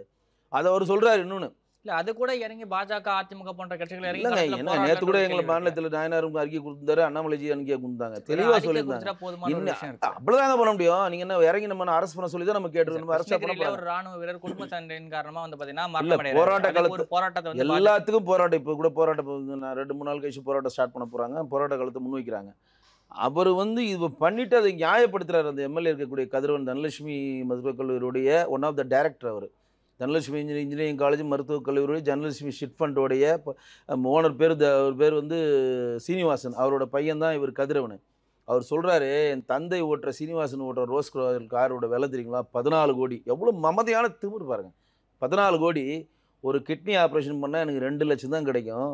இங்கே இருக்கவங்க எல்லா கிட்னியும் நாங்கள் பிடிங்கி ஆப்ரேஷன் பண்ணால் தான் நாங்கள் ரோஸ் ராயல் காரே வாங்க முடியும் அப்படின்னு மமதியாக பேசுகிறாங்கன்னா அதுக்கு யார் அனுமதி தருது? இங்கே அதுக்கு அனுமதிக்கு அது யார் கொடுக்குறது? அந்தளவு தைரியம் யார் அவங்களுக்கு கொடுக்குறது? அதெல்லாம் எனக்குலாம் ஆச்சரியமா இருக்கு. ப்ராப்பரான எதிர்க்கட்சி இல்லைன்றது தான் உங்களுக்கு அந்த தைரியம். இது இவங்க ஒருத்தர் வந்து மாட்டிக்கிட்டாரு. அந்த மாட்டிக்கிட்டு அந்த சிதார் மருத்துவமனை திருச்சியிலையும் பெரவலூர் இருக்கக்கூடிய மருத்துவக் கல்லூரிலையும் சிறுநீரகம் கிட்னி டிரான்ஸ்பிளேஷன் ஆப்ரேஷன் பண்ணக்கூடாது, அதற்கான தடையை விதிக்கிறோன்னு சொல்லி சுகாதாரத்துறை அமைச்சகம் சொல்லுது. ஆனால் அதோட பிராண்டை பெருசாக்குறாங்க. இங்கே இருக்கக்கூடிய யாருன்னா விவாத பொருள் ஆக்குறாங்களா? சரி, அதை ஆக்கிட்டாங்க. திருப்பியும் அதுக்கான ஒரு எம்எல்ஏ பொதுவெளியில் வந்து அந்த கதிரவன் எம்எல்ஏ பொதுவெளியில் சொல்கிறாரு, என்ன போய் கிட்னி திருடுன்ட்டீங்க, நான் 264 பேர் கிட்னி மாற்று சிகிச்சை டிரான்ஸ்பிளேஷன் ஹாஸ்பிட்டல் நான் ஆப்ரேஷன் பண்ணி நான் 264 பேர் வாழ்க்கை கொடுத்துருக்கேன், அதை பற்றி இங்கே யாரும் பேச மாட்டேன்றாங்கன்னு ஒரு கேள்வி வைக்கிறார். இது எப்படி இது எந்த நாடு இது? ஒருத்தர் வந்து நாமக்கல்ல குறிப்பாக சொல்ல போனால் பள்ளிப்பாளையன்ற ஏரியாவில் கந்து வட்டி இன்றைக்கி தமிழக அரசாங்கம் சட்டம் ஏற்றிருக்கு. நீங்கள் வீட்டில் 6 மணிக்கு போல் பணம் கேட்கக்கூடாது, பொம்பளைங்கள்ட்ட போய் பணம் கேட்கக்கூடாது, உங்களுக்கு யாருன்னா கேரண்டி போட்டால் அவன்கிட்ட பணம் கேட்கக்கூடாது, எதுவாக இருந்தாலும் ஸ்டேஷனில் தான் கம்ப்ளைண்ட் கொடுக்கணும், எல்லாத்துக்கும் ஒரு சட்டம் ஏற்றி கந்து வட்டியில் படி கிரெடிட் கார்டு டிஃபால்டர் கூட இப்போ போக பயப்படுறான். ஏன்னா 5 வருஷம் கடுங்காவில் இல்லை குண்டாஸ் போடலாம் அவனுக்கு சட்டம் ஏற்றிருக்கு. அந்த மாதிரி சட்டம் இருந்தும் அந்த நாமக்கல்லில் இருக்கக்கூடிய நெசவு தொழில் பண்ணுகிற அந்த பணியாளர்களுக்கு பாசை கொடுத்து கந்து வட்டி கொடுத்து உன் கிட்னியை பிடுங்கி விடுற அந்த வேலையை தான் திமுகவை சேர்ந்த ஆனந்தன்ற பண்ணியிருக்காரு. அவர் இன்றைக்கி வரையும் அரெஸ்ட் பண்ணல. அதுதான் எடப்பாடி அவர்கள் சொன்னார், நாங்கள் தாலிக்கு தங்கம் கொடுக்குறப்ப இங்கே இருக்கக்கூடிய நெசவார்கள் பட்டுப்புடையும் சேர்த்து கொடுப்போம் அடுத்த முறை வரப்புன்னு சொன்னாரா இல்லையா? நெசவார்களுடைய நன்மை கருதுன்னு சொன்னார் அவர். நெசவாரில் அவ்வளோ பேர் கஷ்டப்படுறாங்கன்னு. அப்போ இவ்வளவும் நடந்த பிறகும் அந்த எம்எல்ஏ பொது வழியில் வந்து கதிரவன் வந்து சொல்கிறாரு, நான் கிட்னி எல்லாம் இருக்குன்னா இந்த ஊரில் இருக்கிற எல்லா கிட்னியும் அடுத்ததான் தான் நான் ரோஸ் ராய்ஸ் காரை எங்கள் அப்பாவுக்கு வாங்கி தர முடியும்னு சொல்கிறேன்னா எவ்வளோ பெரிய அதிகார திமிரு, எவ்வளோ பெரிய அதிகார திமிரு. நீங்கள் செஞ்சிட்டீங்க, உங்களுக்கு குற்றம் அழிச்சிட்டாங்க, உங்களுக்கு மேலே கேஸ் வழக்கு போட்டுட்ருக்காங்க, உங்களுக்கு வந்து சுகாதாரத்துறை அமைச்சகம் வந்து தடையும் விதிச்சிருக்கு. அந்த தடையை விதிக்கணுமா? இதே வந்து பாஜக சேர்ந்த ஒரு ஹாஸ்பிட்டலோ இல்லை ஏடிஎம்கே சேர்ந்த ஒரு ஹாஸ்பிட்டலில் இருந்தால் சிறுநீரக மாற்று சிகிச்சை அறுவை சிகிச்சை மட்டும் தடை அடிப்பாங்களா? ஒட்டுமொத்த ஹாஸ்பிட்டல் மூடுவாங்களா? ஒட்டுமொத்த ஹாஸ்பிட்டல் தானே மூடும். மாண்புமிகு முதலமைச்சர் அதானே ஆர்டர் போட்டிருப்பாரு. சுகாதாரத்துறை என்ன பண்ணியிருக்கோம்? ஒட்டுமொத்த ஹாஸ்பிட்டலில் மூடு. இந்த கிட்னி சம்மந்தமான எல்லா விரிவான ஒரு குழு ஒரு 3 ஓய்வு பெற்ற நீதிபதி தலைமையில் ஒரு குழு அமைச்சு இந்த ஹாஸ்பிட்டலில் இதுவரை எத்தனை பேர் ஆப்ரேஷன் பண்ணால், எத்தனை கிட்னி திருடி இருக்கானுங்க, எத்தனை பேர்ட்ட கணையம் திருடி இருக்கானுங்க, எத்தனை பேர்ட்ட கண்ணை திருடி இருக்கானுங்க, என்னென்ன உடல் உறுப்புகள் தான் இந்த ஹாஸ்பிட்டலில் தேர்ந்திருக்காண்டு அறிக்கையை கொடுத்து கேட்கறது தான் உண்மையான அரசாங்கம். உடல் உறுப்புகள் தானத்தில் நம்பர் 1 நாங்கள் இருக்கிறோன்னு மாறு தட்டுறாங்களே இந்த அரசாங்கம். அதே நான் சொல்கிறோம், உடல் உறுப்பு தானத்தில் நம்பர் 1 இருக்கிறதே தமிழகம் தான். கிட்னி திருடலையும் நம்பர் 1 இருக்கு. இல்லை சார், இவ்வளோ விஷயம் இருக்குது, இவ்வளோ நெகட்டிவான விஷயங்கள் நடக்கிறப்ப வந்து பார்த்தீங்கன்னா ஆல் இண்டியா மெடிக்கல் கவுன்சிலோ அதோட விஷயம் வந்து பார்த்தீங்கன்னா சென்ட்ரல் கவர்மெண்ட் கிட்ட இருக்குது.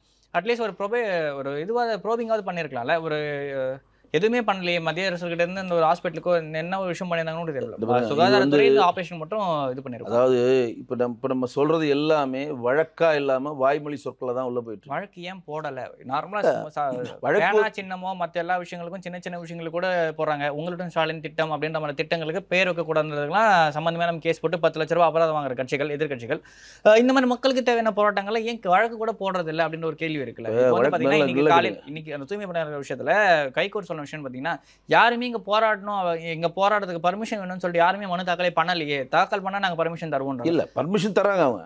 போராட்டம் ஏன் பண்ணலன்றது புரிஞ்சுக்கங்க. இப்ப ஆனந்தன்றவர் யார்கிட்ட கிட்னியை திருடினாரோ அந்த நபர் வெளியில வந்து பொது வழியில என் கிட்னியை திருடிட்டாருன்னு வழக்கு கொடுத்தாதாங்க கேஸ் நிற்கும். பொது வழியா போராட்டம் பண்ணி டிஸ்மிஸ் ஆயிடுங்க. இப்ப ஈஸியா இவங்க எப்படி தப்பிக்கிறாங்க? இப்போ கிட்னி 10 பேர் அங்கே திருடி இருக்காங்கன்னு வச்சுக்கோங்க. ஒரு எக்ஸாம்பிள் 264 ஆப்ரேஷன் பண்ணுறேன்னு சொல்கிறார். அதுவும் ஒரு பெரிய கதை சொல்கிறார். மதுரையில் இருக்கக்கூடிய ஜட்ஜி கிட்ட கொண்டு போய் நிப்பாட்டணும், மதுரை கமிஷனர்கிட்ட அவங்களை கொண்டு போய் காட்டணும். 2 பேர் யார்? தானம் கொடுப்பவரும் தானம் வாங்குறவரையும் 2 பேரும் நாங்கள் கூட்டிகிட்டு போனோம். விஓட்ட கேட்கணும். இவங்க இருக்கக்கூடிய எல்லா ஃபார்மாலிட்டி சம்மதம் பெற்ற பிறகு தான் ஃபிக்ஸ் பண்ணி இவர் 2 பேர் நாங்கள் வந்து மேஜர் டாக்டர்ஸ் இருப்போம், அதுக்கப்புறம் கீழே ஒரு 3 டாக்டர்ஸ் இருப்பாங்க, 20 பேர் கொண்ட குழு இருக்கும், இவங்களாம் சேர்ந்து பண்ணி தான் இதை பண்ணுவோன்னு சொல்லி ஒரு இது சொல்கிறார். அது ப்ராசஸை சொல்கிறார். அப்போ என்னுடைய கிட்னியை இவர்கள் திருடி என்னை ஏமாற்றி விட்டான்னு ஒருத்தர் பொது வழியில் வந்து கம்ப்ளைண்ட் கொடுத்தா தாங்க ரைஸ் ஆகும். பொத்தமல்ல நீ கேஸ் போட்டால் நிற்காதுல்ல. இப்போ நம்ம பொது வழியில் இந்த மாதிரி நடக்குது, முறைகேடு நடக்குதுன்றதை பதிவு பண்ணிட்டோம். கந்து வெட்டியில் பொறுத்து பாதிக்கப்பட்டு பதிவு பண்ணோம். அவன் வழியில் வந்து சொல்லணும் என் கிட்னியை திருட்டான்னு சொல்லி கேஸ் ஆனால் தான் அது கேஸ் ஆகும். ஸோ அது ஒரு இது. இங்கே தூய்மை பணியாளர்கள் கான்செப்ட் என்னென்னா, கோர்ட் வந்து தூய்மை பணியாளர்களுடைய போராட்டத்தை ஆதரிக்கிறது. ஆனால் அட் த சேம் டைம் அரசாங்கம் வந்து அங்கே இருக்கக்கூடிய மக்களுக்கும் போக்குவரத்துக்கும் எந்த இடையூறும் தரக்கூடாதுன்னு விரும்புது. அதுக்கு தான் அவங்க சொல்கிறாங்க, போராட்டக்களம் சென்னையில் எங்கெங்கே இருக்கோ அங்கே போய் போராட்டம் பண்ணுங்கள், இங்கே பண்ணக்கூடாதுங்க, இங்கே பண்ணிங்கன்னா சட்டம் ஒழுங்கு பிரச்சனை வருது, போக்குவரத்து பிரச்சனை வருதுன்றதை கன்ஃபார்ம் பண்ணுறாங்க. ஆனால் இவர்களை 12 நாள் 13 நாளாக போராட்டம் பண்ண வச்சது யார்? மாண்புமிகு முதலமைச்சர் 15 நாளாக இங்கே இல்லையா? மாண்புமிகு துணை முதலமைச்சர் இங்கே மாண்புமிகு முதலமைச்சர் மேட்டூரில் கூட ஒரு அணையை திறக்கிறதுக்கு ஒரு பட்டனை தட்டினா அணை திறக்க போகுது. ஆனால் அந்த அணையை திறக்கிறது இங்கேருந்து இருக்கிற வேலையெல்லாம் விட்டு போய் பட்டன் திறக்க போகிறாரா இல்லையா? மாண்புமிகு துணை முதல்வர் எல்லாத்துக்கும் போகிறாரா? நீங்கள் மைத்திரியை போய் கட்சியில் சேர்ந்தாங்கன்னு துணை முதலமைச்சர் இருக்காரு, முதலமைச்சர் இருக்காரு இல்லையா? ஏன் துணை முதலமைச்சர் அங்கேருந்து எட்டி போய் பார்க்க மாட்டாரா? போன வாரம் இதே தூய்மை போராட்டம் நடந்துகிட்டு இருக்கு. போன வாரம் ஆடியோ லான்ச் வந்து பார்த்தீங்கன்னா வேற வழி என்ட்ரன்ஸ் வழியாக வந்து அவர் போனார்ன்ற ஒரு கம்ப்ளைண்ட் இருக்குது. அதாவது எப்படி சொல்கிறதுனா, இவங்க வந்து எப்படி பண்ணுறாங்கன்னா, தன்னிடம் அதிகாரம் இருக்குன்றதை மட்டும் இல்லை, யாரையும் விலைக்கு வாங்க முடியுன்றதுல ரொம்ப இதுவாக இருக்கிறாங்க. நாம் ஆனால் முன்னாடி சொன்ன பதிவு நினைவிட்டு விரும்புகிறேன். உங்களிடம் எதிர்த்து சண்டை போட தெம்பில்லாதவர்கள், உங்களிடம் எதிர்த்து வழக்கு தொடர்க்க திராணி இல்லாதவர்களை மட்டும்தான் இந்த அரசாங்கம் குறிவைக்குது. இங்கே எடுத்து பாருங்க, சத்துணவு தொழிலாளர்களுக்கு எவ்வளோ அதிகபட்ச சம்பளம் 5000 10,000 ரூபா கொடுப்பாங்களா? அவங்கள இன்றைக்கி வரையும் அலக்களிக்கிறாங்களா இல்லையா? பண்ணுறாங்களா இல்லையா? இன்றைக்கி ஜாக்டோஜி அமைப்புங்க அதே பிரச்சனை பண்ணுறாங்களா இல்லையா? இன்றைக்கி போக்குவரத்துறை அமைச்சர் போக்குவரத்துறையில் கூட சிவசங்கர் இன்றைக்கி புதுசாக மின்சார பஸ்ஸாக வாங்குறாரு. போக்குவரத்து துறையிலேருந்து ரிட்டையர் ஆனவங்களுக்கு எல்லாருக்கும் செட்டில்மெண்ட்டு, ப்ராவிடன்ட் பண்ணிட்டு, கிராஜுவேட்டி தமிழக அரசு இன்றைக்கி வரைக்கும் கொடுக்கல. அந்த போராட்டம் போயிட்டு இருக்க, நஷ்டத்தில் போயிட்டு இருக்கு, போராட்டம் போயிட்டு இருக்கா இல்லையா? எல்லாமே வந்து இந்த அரசாங்கம் வந்து புட் ஆஃப் பண்ணுது, தள்ளி போடுது. இந்த அரசாங்கம் முடிக்கணும்னு நினைக்க மாட்டேது, தள்ளி போடுது. என்ன 15 மண்டலத்தில் தமிழ்நாடு சென்னையில் 15 மண்டலம் இருக்குது. ஏற்கனவே நாங்கள் 11 மண்டலம் 10 மண்டலம் கொடுத்துட்டோம் ப்ரைவேட்டுக்கு. இப்போ இது கொடுக்க மாட்டோம்னா மற்ற மண்டலம் ஏற்றுக்கிட்டால் தான் இவங்க ஏற்றுக்கணுன்ற இந்த அவசியம் இல்லைல்ல. அந்த மாதிரி அவசியம் இல்லைங்க. அது இல்லாமல் அவங்க பூர்குடி மக்களுங்க. அவங்க வந்து காலங்காலம் 15 வருஷமாக வேலை பார்க்குறாங்க. அவங்க 15 வருஷமாக வேலை பார்த்தா நீங்கள் என்ன பண்ணணும்? பர்மனன்ட் பண்ணுங்க. அவங்கள கவர்மெண்ட் எம்ப்ளாய் ஆகணுங்க. நீங்கள் தான் டாஸ்மார்க் இருக்கக்கூடிய யூடிஎல்களுக்கு மட்டும் தான் கவனிக்கிறீங்க தவிர கல்வியும் சுகாதாரத்துறையும் நீங்கள் அரசாங்கம் கையில் வச்சுக்கோங்க, பொதுவில் கொடுக்காதீங்க நம்ம சொல்கிறோம். ஆனால் கல்வியை கொடுத்துட்டீங்க. இன்றைக்கி ப்ரைவேட் காலேஜஸா, மெடிக்கல் காலேஜ், இன்ஜினியரிங் காலேஜ் திறந்து கொடுத்து கல்வியை கொடுத்தாச்சு. தண்ணியை கொடுத்தாச்சு. தண்ணி இன்றைக்கி விலைக்கு காசு கொடுத்தா தான் தண்ணி வருது. உங்களோட அடிப்படை தேவைகள் என்ன? நீங்கள் வாழ்கிறதுக்கு தேவை, உங்களுக்கு வாழ்கிறதுக்கு தேவையான அடிப்படை தேவைகளுக்கு ஒன்றுனாச்சும் அரசாங்கம் கையில் வச்சுருக்கா? உங்களுக்கு வாழ்க்கைக்கு தேவையானது எதுனா ஒன்று வச்சுருக்கா அரசாங்கம்? எதுவுமே கிடையாது. எல்லாத்தையும் ப்ரைவேட் செக்டர் கொடுக்குறாங்க. ஆனால் டாஸ்மார்க் மட்டும் நாங்கள் வச்சுப்போம் அப்படின்றாங்க. அப்படின்னா வருமானம் தரக்கூடிய விஷயத்தெல்லாம் அவங்க எடுத்துக்கிறாங்க. யாரும் தனியார்கிட்ட தாரவாக்குறாங்க. கல்வி எதுக்கு நீங்கள் கொடுக்குறீங்க? கல்வியை நீங்கள் பொதுப்பட்டியல் தானே கல்வி இருக்குது. தமிழக அரசு தானே கல்வி. நாங்கள் இப்போ கல்வியில் வந்து என்ன சொல்கிறாங்க? நாங்கள் இவ்வளோ அரசாங்க பள்ளி நடத்துகிறோம், இவ்வளோ பேருக்கு நாங்கள் இருமொழி கொள்கையை புஷ் பண்ணோம்னா எதுக்கு 203 பள்ளிகள் இப்போ மூடுறீங்க? மத்திய பிரதேஷ், யூபி, பீகார் போன்ற மாநிலங்கள்ல ஆசிரியர்களுக்கே தெரியல 11 சொல்லி எழுத சொல்லி வந்து ஒரு ஸ்டாஃப் கிட்ட சொல்றாங்க. அவர் ஏடாகூடமா வந்து தவறுதான். அந்த நீங்க சொல்றது உண்மையா இருந்தா தவறுதான். அந்த மாதிரியான நிலைமையில ஆசிரியர்கள் ஆசிரியர்களுக்கு நான் அது கேள்விப்படல. நீங்க சொல்றது உண்மையா இருந்தா தவறுதான். நான் ஒத்துக்கிறேன், தவறுதான். ஆனா நான் இங்க சொல்றது வந்து இங்க ஏசர் அண்ணாமலைஜி சொன்னாரு, ஏசர் கொடுத்த ரிப்போர்ட் வந்து ஏத்துக்க மாட்டேன்ட்டார். மாண்புமிகு கல்வித்துறை அமைச்சர் மகேஷ் ஏத்துக்கல. அவரு மாநில கல்வி கொள்கை நாங்கள் ரிலீஸ் பண்ணார். பாதி இது வந்து நம்ம தேசிய கல்விக் கொள்கை சார்ந்தா இருக்குது. இல்லம் தேடி கல்வி தேசிய கல்விக் கொள்கை இருக்குது. அதே மாதிரி வந்து காலையில் சாப்பாடு போடுற அந்த ப்ராசஸ் தேசிய கல்வியில் இருக்குது. கொண்டு வந்துட்டாங்க. இல்லை தேசிய கல்விக் கொள்கை 2020 கொண்டு வந்ததுங்க. நீங்கள் இன்னைக்கு தான் கொண்டு வரீங்க. எத்தனை ஸ்டேட்ல சென்ட்ரல் கவர்மெண்ட் அதை ஃபாலோ பண்ணுது? ஏங்க காலை உணவு திட்டத்தை தமிழ்நாடு தாண்டி எல்லா ஸ்டேட்ல ஃபாலோ பண்ணுது. ஜெனரல் பாலிசிங்க, அது பொதுப்பட்டியல் உள்ளது. தேசிய கல்விக் கொள்கைன்றது ஜெனரலான பாலிசி. இதெல்லாம் தேசிய கல்விக் கொள்கை. இதெல்லாம் நீங்கள் ஃபாலோ பண்ணிக்கோங்க. இதுபடி நீங்கள் பண்ணீங்கன்னா நாங்களும் இணைஞ்சு செயல்பட்ட கல்வியை மேம்படுத்தலாம். சில மாநிலத்தில் மகாராஷ்டிராவே ஒத்துக்கலையே. மும்மொழி மகாராஷ்டிரால ஒத்துக்கிச்சு. அதெல்லாம் கிடையாது. மகாராஷ்டிரா ஃபர்ஸ்ட் 1லேருந்து 5 வயசு வரையும் 5ஆம் வகுப்பு வரையும் இந்திய பிரதானமாக கொடுத்துருந்தாங்க. ப்ரெஷர் பண்ணி வந்தவொடனே இந்தியும் வேணாங்க, எல்லாத்தையும் படிக்கலாம்னு சொல்லிட்டாங்க அவங்க. அதாவது ஒத்துக்கலன்னு கொள்கை தான். இருமொழி கொள்கை கிடையாதுங்க. சரி, 3வது மொழி வேணான்றதை அவங்க மகாராஷ்டிராவில் இருக்கக்கூடிய அவருக்கு கூட சஞ்சய் ராவத்துக்கு கூட தெளிவாக வெளியில் வந்து சொல்லிட்டாரு. இந்த திமுக மாதிரி இங்கே கிடையாது, நாங்கள் இங்கே இந்தியை ஊக்குவிக்கிறோம், இந்தி படிங்க. ஆனால் தொடக்க கல்வியிலேருந்து இந்தியை படிக்கிறதுக்கான இன்சிஸ்ட் பண்ணாங்க. அவங்க என்ன சொல்கிறாங்கன்னா, ஃபஸ்ட்டு வந்து இங்கிலீஷ் படிங்க, தாய்மொழி வந்து மராட்டி படிங்க, ஹிந்தியும் நீங்கள் படிக்கணும் அப்படின்னு சொல்லி 1 to 5 கொடுக்குறப்ப ஆப்ஷன் கொடுங்கன்னு சொன்னோட தான் அதுலேருந்து 5 லாங்குவேஜ் கொடுக்குறாங்க. என்னென்ன கொடுக்குறாங்க? தெலுங்கு, தமிழ், இன்னொரு குஜராத்தி, இன்னும் 2 லாங்குவேஜ் கொடுத்துட்டு பெரும்பாலான மக்கள் அங்கே ஹிந்தி தான் படிக்கிறதுனால மற்றதுக்கு எங்களுக்கு ஆசிரியர் இல்லை. ஏன்னா 22 அட்டவணை மொழிகள் அங்கே படிக்கலாம். ஆனால் அதுக்கு ஆசிரியர் இல்லைங்க. இந்த 5 மொழியில் ஏதோ ஒன்று தேர்ந்தெடுக்குன்னு ஆப்ஷன் கொடுத்துட்டாங்க. அதை வைத்து ராஜசேகரும் உத்தவ் தாக்கரும் ஒன்று சேர்ந்து மிகப்பெரிய மொழி போராட்டத்தை முன்னெடுத்து எப்படி வந்து புதிய வேளாண்மை சட்டத்துக்கு காலிஸ்தான் பயங்கரவாதி உள்ள வந்து மிகப்பெரிய ஒரு போராட்ட களத்தை மாத்துறாங்களோ, விவசாயிகள் போராட்டம் பண்ணாங்க. இல்ல அது மாதிரி வரப்ப உடனே தேவேந்திர பட்னவிஸ் அதை வாபஸ் வாங்குறாரு. இது மாதிரி போராட்ட களம் வேணாம், இப்படியா இந்த கொள்கை ஓகேவா, படிங்க, முடிஞ்சு போச்சு. ஏன்னா இதை வைத்து அங்கே போராட்ட களம் ஆக்குறாங்க. இது ஒரு காரணமாக்குறாங்க. இப்போ மோடிஜி அவர்கள் புதிய வேளாண்மை திருத்த சட்டத்தை கொண்டு வந்து பஞ்சாப்ல அவ்வளோ பெரிய இஷ்யூ நடந்தது. ஒரு வருஷம் கூட மாறாதுன்னு அண்ணாமலை சொன்னார். மொத்தமாவே இது அது சட்டம் ஒழுங்கு பிரச்சனை. நாட்டுடைய இறையாண்மைக்கும் நாட்டுடைய பாதுகாப்பும் பிரச்சனை. அப்படின்னா விவசாயிகள் வந்து பாத்தீங்கன்னா பார்லிமெண்ட் அட்டாக் பண்ணல. விவசாயிகள் வந்து பாத்தீங்கன்னா எம்பியோட அந்த பங்களாஸ் அட்டாக் செங்கோட்டை போய் செங்கோட்டை போய் நம்ம கோட்டையில நடந்த விஷயம் வேற சார். அது அப்படி வேற. ஏங்க நாட்டுடைய கொடியேற்ற நம்ம பிரதமர் கொடியேற்ற செங்கோட்டையில மேலே ஏறி அந்த கொடியை வெட்டி காலிஸ்தான் பயங்கரவாதி கொடியை ஒருத்த ஏத்துறானுங்க சாதாரணமா சொல்றீங்க. நீங்க சொல்ற பாராளுமன்றத்தை விட, நீங்க சொல்ற சட்டமன்றத்தை விட, நீங்க சொல்ற எல்லா விஷயத்தை விட அதுதாங்க மெயின். நம்மளோட தேசிய கொடிக்கு பறக்கிற இடங்க அது. தேசிய கொடியை அவமதிச்சாருங்க, அது ரிலேட்டட் விஷயங்கள்லாம் நடந்துச்சு. அதெல்லாமே நம்ம ஒரு பக்கம் வச்சாலுமே அந்த விவசாயிகள் 700 விவசாயிகள் ஏறக்குறைய செத்து போயிருக்காங்க. அதுக்கான எந்த ஒரு பதிலுமே வந்து பார்த்தீங்கன்னா மத்திய அரசு சார்பில் சொல்லவே இல்லை. ஒரு விவசாயியோட மகன் ஒரு விவசாயி மேல ஒரு எம்பி, பிஜேபி எம்பியோட பையன் ஒருத்தர் காரை விட்டு ஏத்துறான். அவ்வளவு வழக்கு நடந்துட்டு இருக்கு. நான் அவர் ரிலீஸ் வழக்கு பண்ணிட்டாங்களா? மட்டும் அஜித் பவார் மேல வழக்கு போயிட்டு தான் இருக்கு. இன்னைக்கு வந்து வழக்குல இருந்து ரிலீஸ் பண்ணிட்டாங்களா? அவர்தான் இப்ப finance மலை minister இருக்காரு. அது செந்தில் மலை மலை பாலாஜி குண்டு வெடிச்சாங்கன்னு சொல்லி மலைக்கானுடைய இவங்க பிரக்யா வழக்கு தாக்கூர். பிரயா தாக்கூருக்கு மேல ஒரு வழக்கு நடந்துச்சா இல்லையா? மலை அந்த குண்டு வெடிப்பு சிறப்புல கிட்டத்தட்ட காங்கிரஸ் நடந்த வழக்கு. அவங்களே ஒரு வாட்டி எம்பி ஆகணும், அவங்க இடமா வாய் விட்டாங்கன்னு காங்கிரஸ் பிஜேபி விட்டு வெளியே போனாங்க அந்த சாமியார் தாக்கூர். இப்போ அந்த வழக்கு முடிஞ்சு அவங்க எல்லாமே குற்றமற்றோர் நீதிபதி நிரூபிச்சிருக்கா இல்லையா? அந்த மாதிரி வழக்கு நடந்துட்டு இருக்கு. கோர்ட் உள்ள போன பிறகு என்ன ஒத்துக்க மாட்டாங்களே. இப்ப பில்கிஸ் பானு வழக்குலயுமே அதே மாதிரி தான் வந்து 12 பேர் வெளியே போயிருந்தாங்க. குற்றம் சாட்டின மெயின் அக்யூஸ்டுமே சேர்த்து வெளியே விட்டுருந்தாங்க. அவங்கள பாஜக வந்து மறுபடியும் அவங்களை அரெஸ்ட் பண்ணி போட்டாச்சே. மறுபடியும் அதுக்கான எதிர்ப்பு குரல் வந்து பண்றாங்க. பிரக்யா தாக்கூர் இப்ப திருப்பி அரெஸ்ட் ஆகிறதுக்கான வாய்ப்பு இருக்கு. மேபி திருப்பி ஒரு இப்ப 2G வழக்குல கனிமொழி ராஜா அவர்கள் ரிலீஸ் பண்ணிட்டாங்க. இன்னைக்கு மேல்முறையீடு போயிருக்காங்க. மேல்முறையீடுல இவங்க குற்றவாளி வந்து தீர்ப்பாய் போகணும். நீங்க நீதிமன்றம் போட்டால் பொதுவெளி நம்ம பத்தி விவாதிக்க முடியாதுங்க. ஆட்டோமேட்டிக்காக அதோடைய கண்டிஷன்ஸ், அதோட பெயில் ஆகட்டும், அதுக்கு அப்ரூவல் ஆகட்டும், எல்லாமே வந்து நீதிபதி கையில் தான் இருக்கு. நீதிமன்றம் தான் அதுக்கு பதில் சொல்லணும். இப்போ இவங்க இந்த தாக்கூர் அவங்க பிரேகா தாக்கூர் ரிலீஸ் ஆனது கூட நீங்கள் மேல்முறையீடு போனால் மறுபடியும் கேஸாக நடக்கும். மேல்முறை போகிறாங்களா என்னன்னு தெரியல. கேஸ் நடந்துட்டு இருக்கும். அதுக்கப்புறம் அதை பற்றி நம்ம பேசக்கூடாது. நீதிமன்றம் போயிடுச்சு தான் அவ்வளோதான். இன்னைக்கு 2G வழக்கு எப்படி பொதுவில் நம்ம பேசுகிறோமா? நீதிமன்றத்தில் இருக்குது. வந்தால் வழக்கு அவங்களுக்கு சாதகமாக வரலாம், பாதகமாக வரலாம். அடுத்த கதை அது.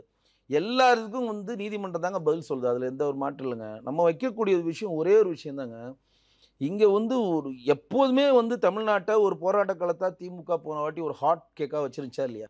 எடப்பாடி ஆட்சியில் மாண்பு முதலமைச்சர் என்ன மாநில பண்ணாரு? அரசு செய்யற எல்லா விஷயத்துக்குமே நெகட்டிவான ஒரு இம்பாக்டோட திமுக போராடச்சுன்றது நியாயமான ஆமா. விஷயம். அது பண்ண விஷயம் தான். அந்த மாதிரி பிறகு எதிர்க்கட்சிகள் ஏன் செயல்பட முடியலன்ற ஒரு கேள்வி இருக்குல்ல. செயல்பட முடியாமலாம் கிடையாதுங்க. திமுக அது ஒரு வேலையாக பண்ணுச்சுங்க. திமுக அது ஒரு வேலையாக பண்ணுச்சு. எங்கன்னு சொல்லி போராட்ட களத்துக்கு தூக்கி அலையுது. போராட்டம் கிடைக்கல, நாங்கள் கிராம சபை கூட்டம்னு சொல்லிட்டு போய் உட்காருது.